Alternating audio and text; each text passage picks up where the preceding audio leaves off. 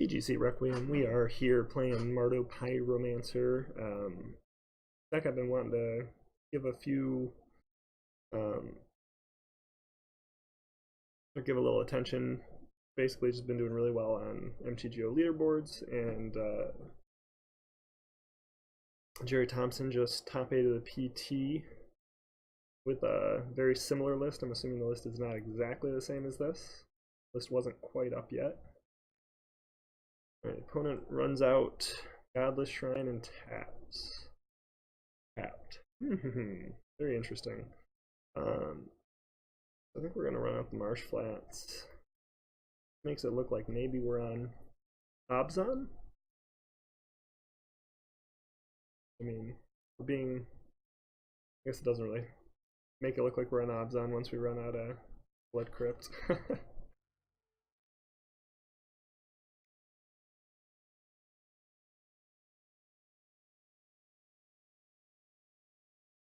Auriok Champion, almost certainly what we're taking, right?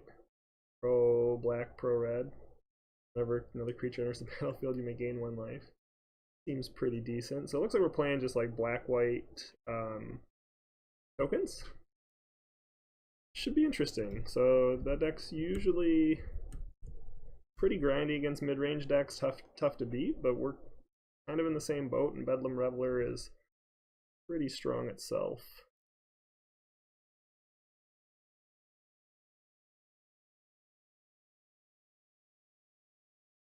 Probably Collector Brutality taking a Lingering Souls here.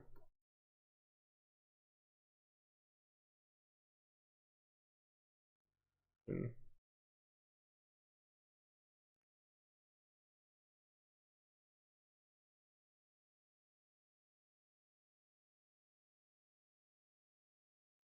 I just want to reduce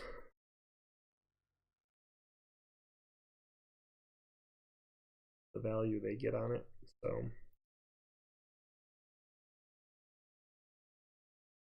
think we can probably just get a swamp here since we have the Sacred Foundry already for white. I'm going to actually do 2 modes.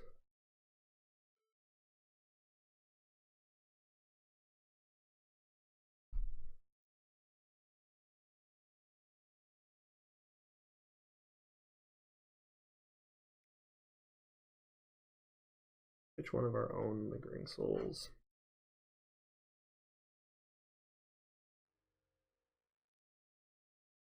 And we're just taking the Lingering Souls, reduce the number of tokens they can get versus us.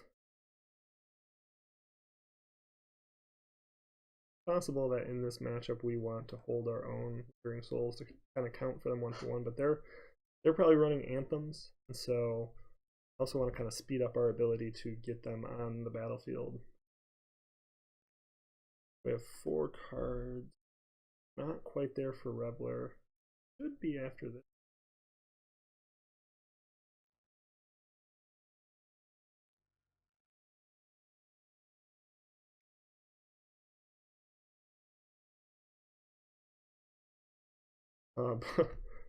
Wow.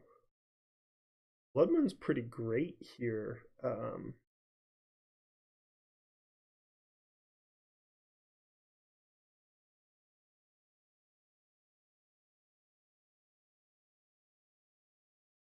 Opponent is on all black-white lands.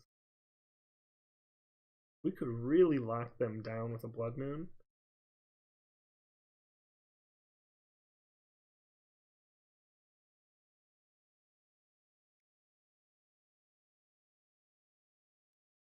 The opponent gets a little sloppy here.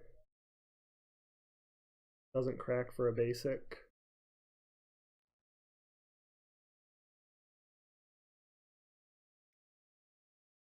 Oh, the Inquisition is brutal. There was a high upside play there. I'll gladly trade any of these tokens off and combat.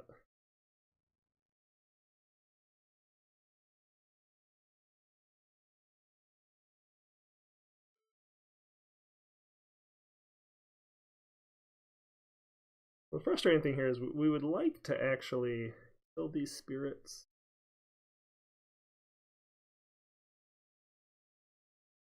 Yeah, I think we're actually just gonna Build these spirits here. You can play the Reveler next turn.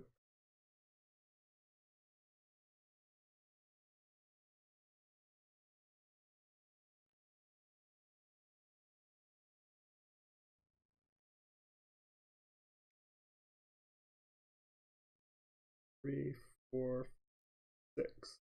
So we can still cast the Lingering Souls and cast Reveler next turn, which is important.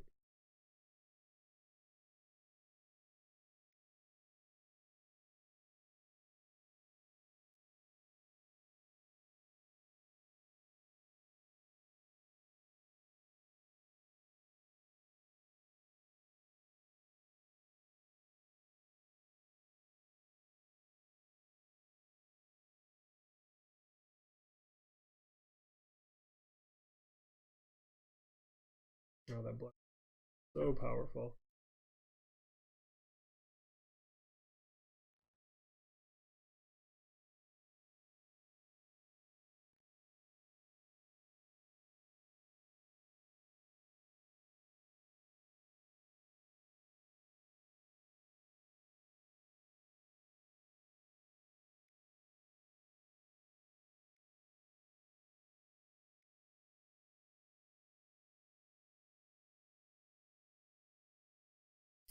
I'm gonna have to pitch this Burst Lightning, draw 3 new cards.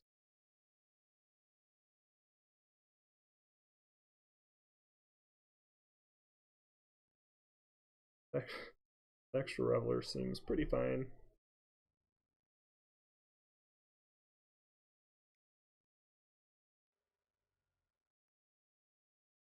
With any luck, we should be able to turn. If we don't draw a land outright, we could also attempt to Faithless Looting into a land. Might just be better to put the extra Reveler on the battlefield, though, and draw whatever we draw. At this point, the second Reveler is just looking stronger and stronger.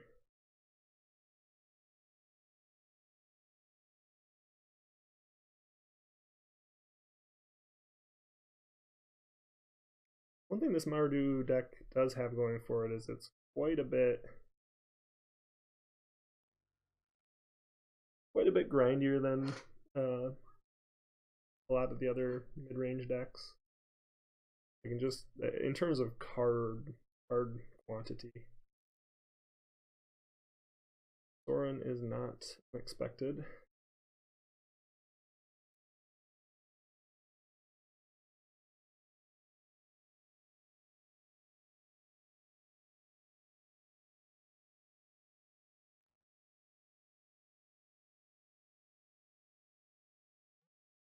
It creates a 2/2 flying, but it does not have lifelink, so we're definitely going after the Sorin here.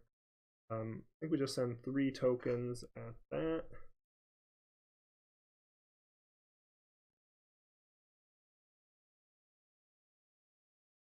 That way, if it gets chumped,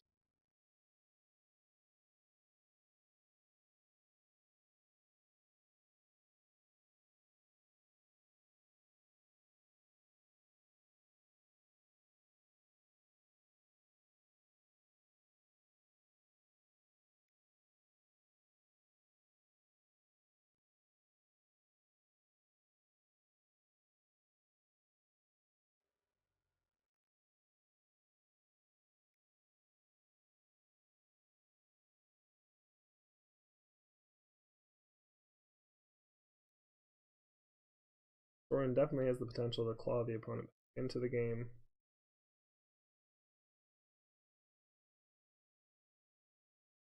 Opponent only has a Fatal Push. They're tapped out here, so I think we actually just go grab that Fatal Push right now. And that should make one of the Revelers plus a Spirit lethal next turn. Plus we have the Lightning Bolt, so we, even if they were to draw like a hand disruption spell, it's gonna be game. Should be game. Close as possible, the opponent is main decking some Damnations.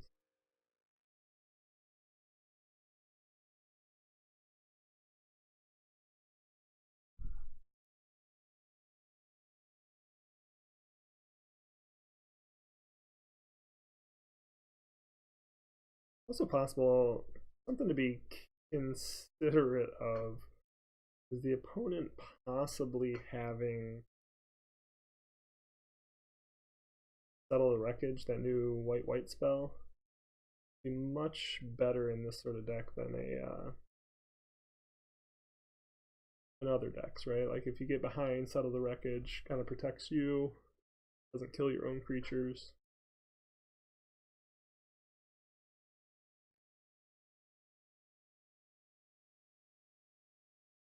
I think we'll actually only end up attacking with one of the Revelers.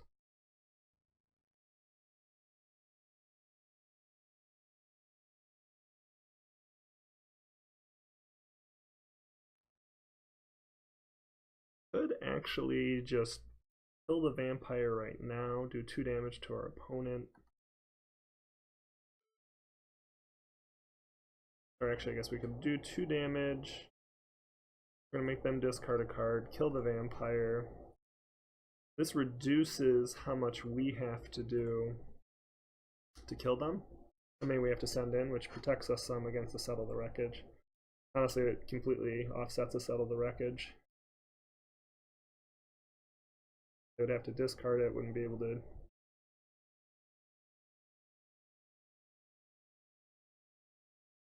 Yeah, so then that's lethal. No reason to hold anything back now.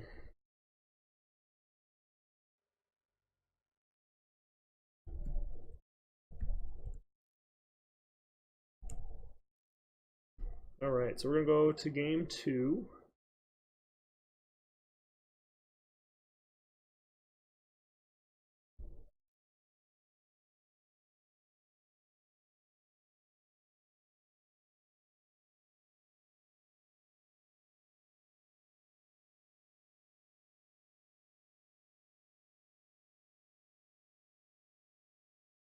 Red Boar, I think we definitely want in. I think Collective Brutality becomes stronger in this sort of matchup.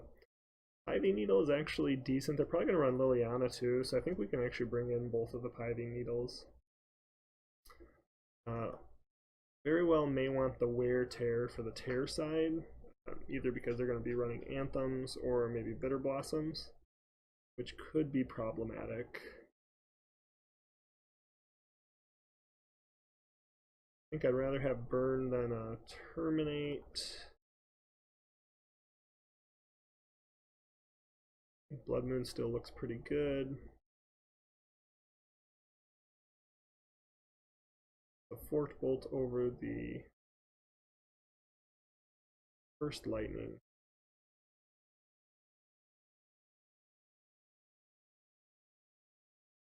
Might be a little careful with the Wear Terror and the Blood Moons together. Don't really see anything from our opponent making us think we need to hate on the graveyard. On Ball could be okay, but I don't think it's necessary.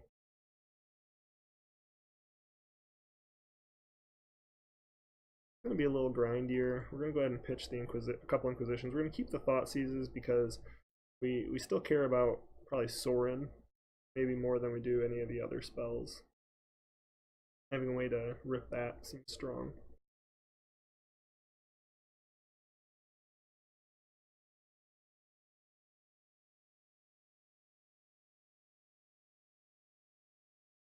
So far the deck is pretty good. I mean, I haven't won any matches with it, but again, I haven't played with it very much. I guess I did win a different match before I started the league. This is like a kind of practice feeler for the deck. The cool thing about the deck is just that it runs so many cards that are really just powerful or strong on their own, right? Like Lightning Bolt can be a removal spell, but when you need to, you can just throw it at your opponent. Faithless Looting is a fantastic digging spell. This is actually not a great hand. We're gonna mulligan here. Also not great, but we do get a Scry.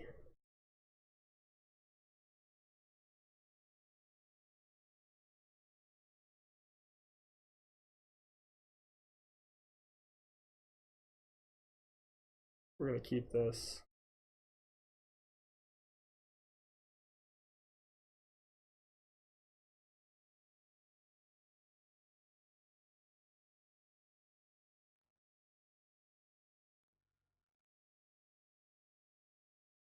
But yeah, this deck just kind of like almost every card has some value at any given point in the game.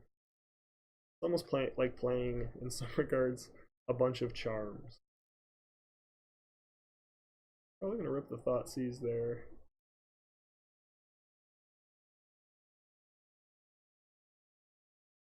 By the way, I really do need to upgrade my Thoughtseizes to the new art. Or the old art, I should say. But now that they're cheaper because of the new printing.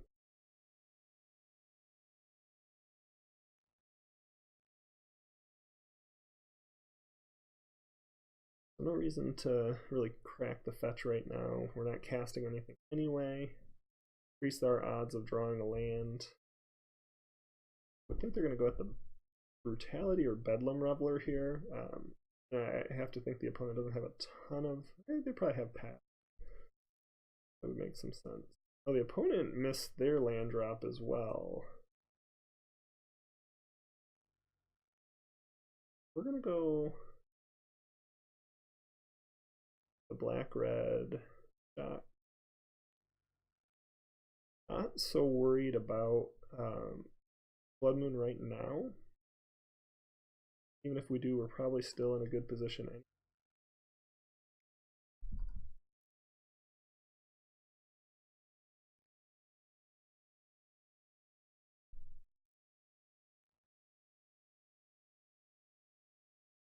Worst thing we could see from our opponent right here is like a Bitter Blossom.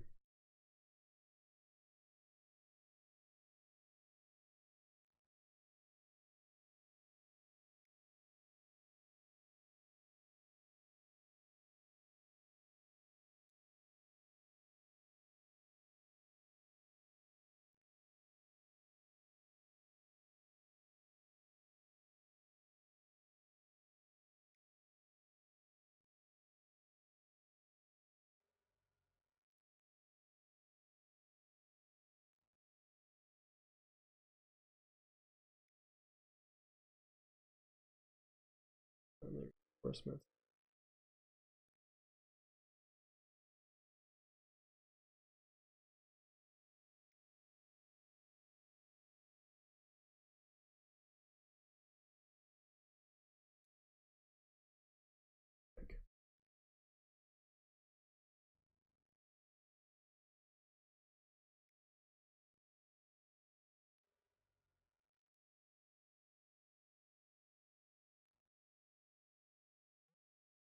Another land away from activating Archangel.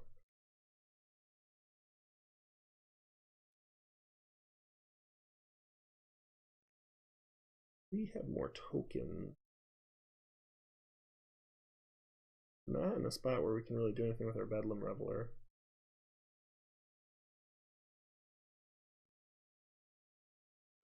Absolutely trade these. We're producing them at a higher clip than our opponents. I'm with that at all.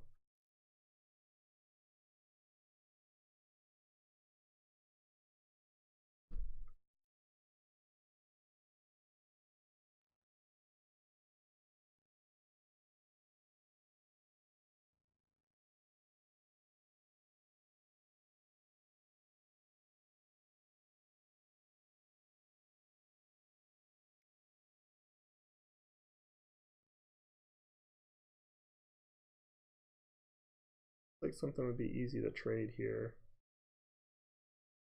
Fine.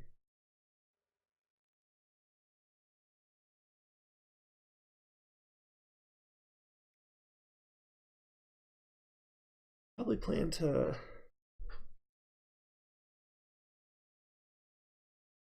it could be that our opponent attacks and then blocks so aggressively because they're just planning to like Damnation or Wrath of God this turn. They're gonna fetch for a swamp here.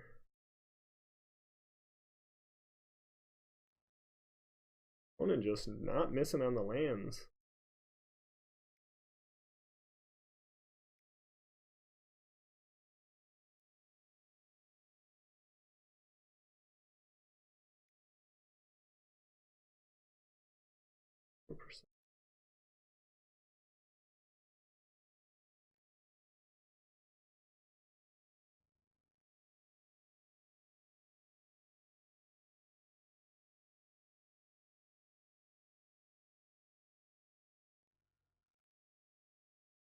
We're definitely we definitely have our spirits in chump mode at this point.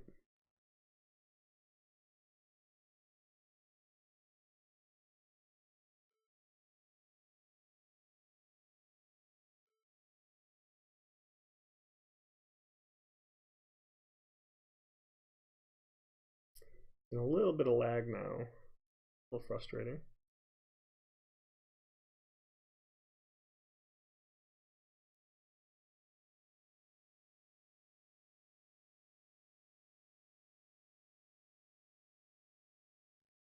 Just start sending the elementals in.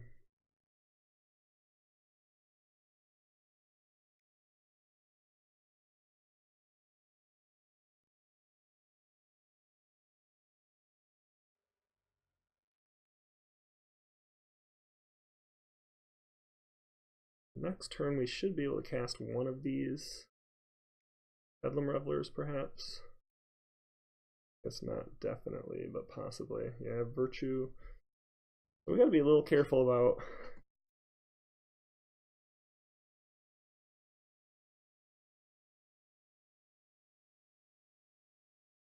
this is fine.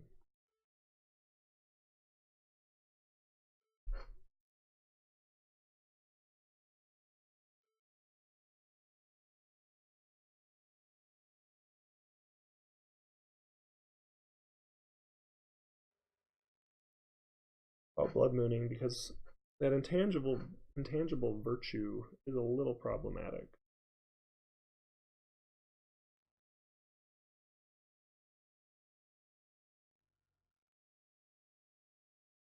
So actually we are pretty much done here. There's nothing we can do. We probably should have. I didn't pay close enough attention. We needed to actually just chump a couple there. We were needing to draw a land to even cast a Bedlam Reveler, which means now fetching puts us down to where we're dead with nothing to block in the swing back. So we're going to attack here.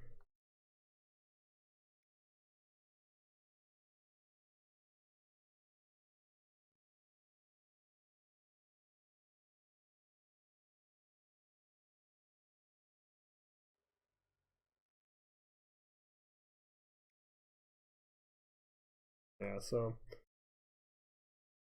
just to see what we would have gotten.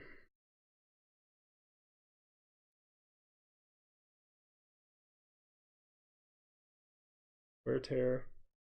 Yeah, so if we had chumped 1 and 1, we would have drawn the answer to get rid of the intangible virtue. That's frustrating. Definitely a little bit of a misplay there. Maybe a lot bit of a misplay cost us. We did have a mulligan, our opponent did too. They just did not miss their land drops. The mulligan.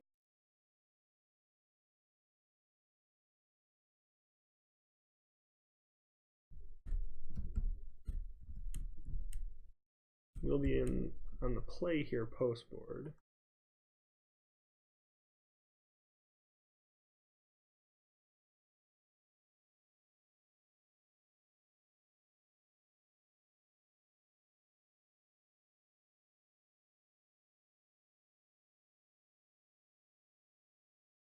Still think I like this.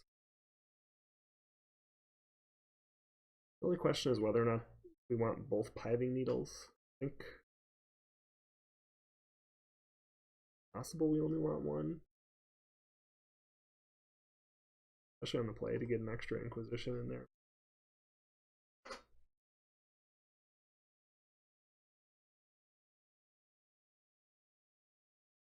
Granted, you know, Thoughtseize your opponent, you see a bunch of fetches, sometimes the Pithing Needle locks them out. Not the highest EV play, but something that exists. So this is just garbage. Way too slow. This is pretty good. We're just gonna not crack a fetch here right away. One wants to Thoughtseize us to take a Thoughtseize, that's totally fine.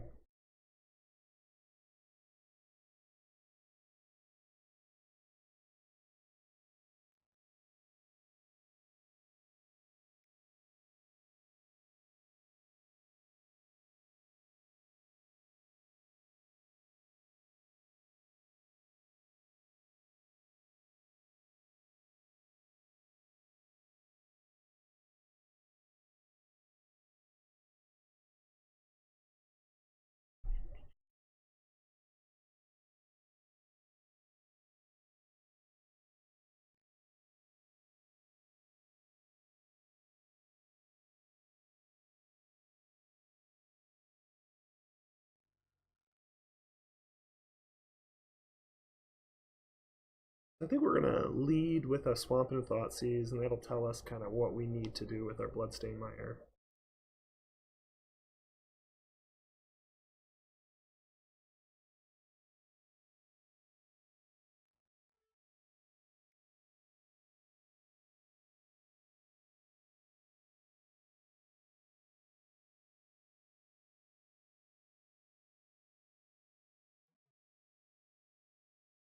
I think we definitely go after the Spectral Procession.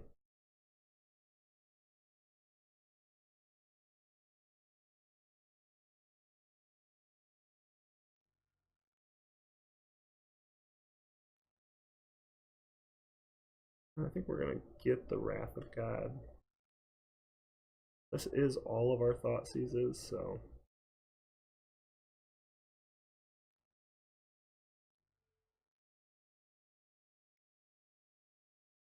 getting at where they can cast their Lingering Souls.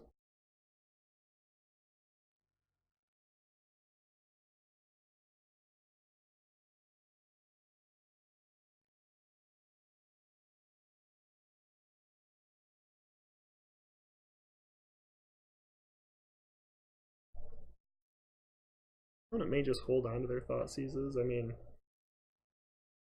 if they drew a land, they will be able to cast Lingering Souls in another turn or two. So they may just run Thoughtseize, and that's fine.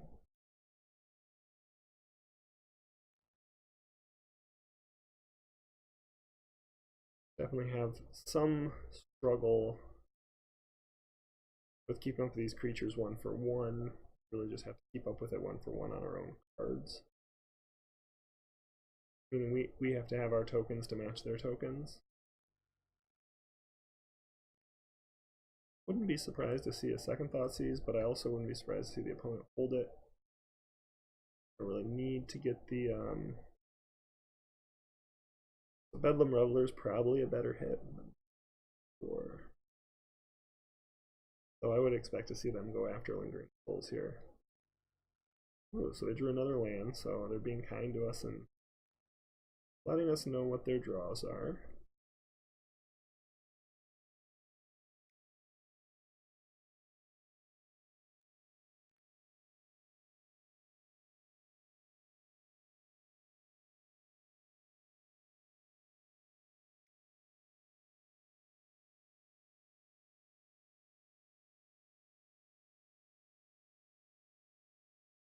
Third land's important. I don't know that Kolaghan's Command does a whole lot for us right now. 1, 2, 4.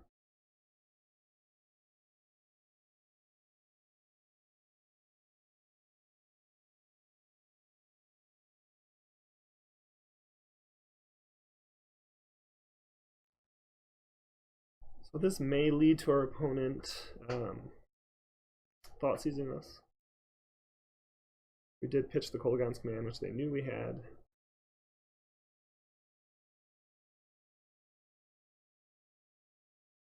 I assume this is coming in sideways, but maybe they drew a Sorin.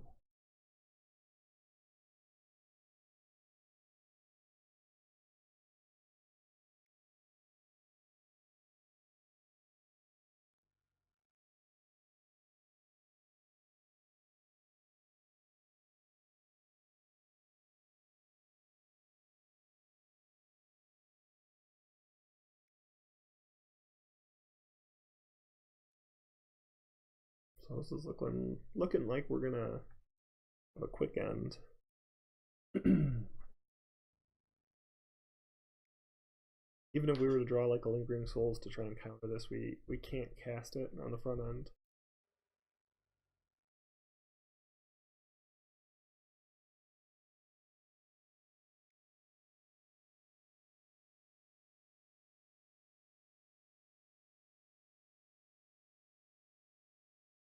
And we just really need to draw like a mountain.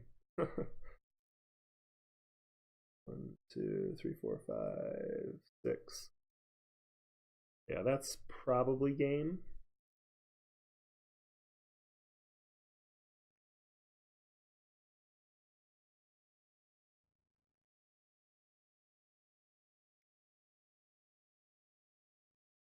sort of Maelstrom Pulse or anything like that. What a bummer. Right, and even if we throw a couple out there, we're not doing anything again. So that's it. A little frustrating. Definitely had some not as great draws. But like maybe we had to keep some one landers that maybe we didn't need to keep. But I also don't think this deck really has a lot of tools to fight the go wide strategy like that, especially when it's tokens. You know, if it's a bunch of individual creatures, you can try and just kind of ping them one at a time and you know, eventually land a Reveler to kind of stabilize, or a Pyromancer to stabilize. But because they're creating so many tokens and putting them up in the air, you know, we were just not a lot in the deck to really fight that. So maybe it would have been worth it to actually play the con balls just to kind of offset some of the life loss. But anyway, that's it for this one. We'll be back with more Mardu Pyromancer to finish this league out soon. Good one.